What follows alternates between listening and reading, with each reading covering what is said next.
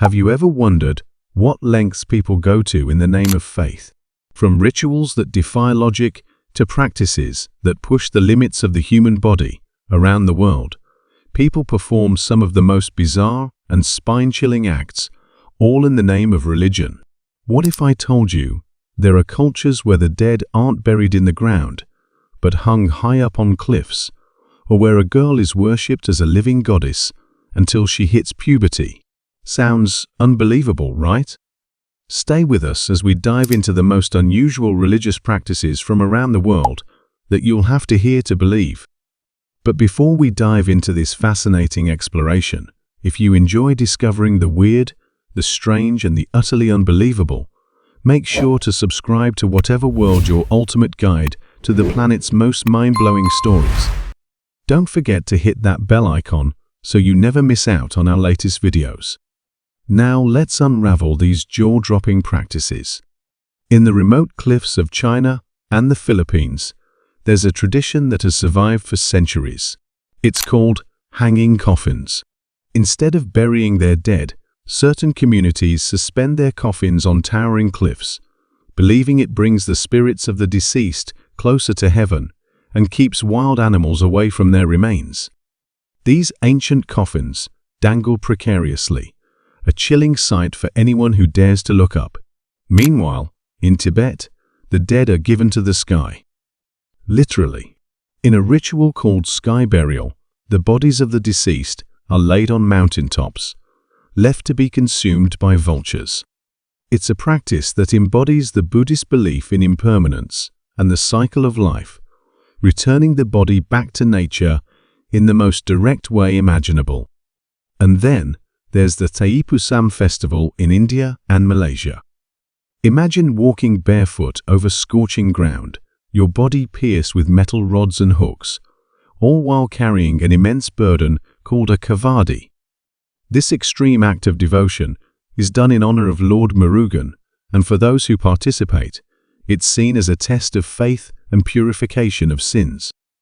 In the deep jungles of the Amazon, boys of the Satare Mawe tribe undergo a painful initiation.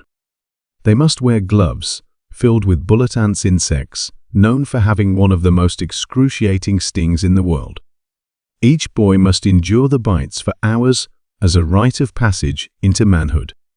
The pain is said to be so intense that it can cause temporary paralysis, but for the Satare Mau, it's a test of endurance and strength.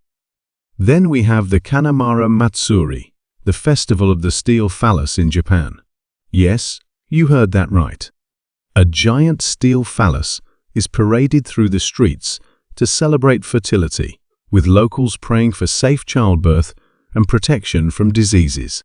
It's a quirky, colorful event that leaves many outsiders scratching their heads, but for those involved, it's a deeply symbolic ritual. In some South American tribes, like the Yanomami, there's a practice that will shock even the bravest among us: endocannibalism. When a loved one passes away, their body is cremated and the ashes are consumed by the family, believed to keep the spirit of the deceased alive within them.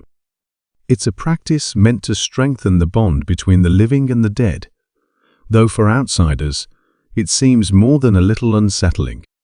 Religious devotion sometimes takes the form of extreme endurance, as seen in the practice of firewalking.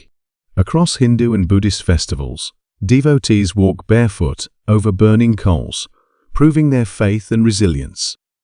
The sight of people calmly walking across glowing embers without injury is a stunning and spiritual experience that defies logic.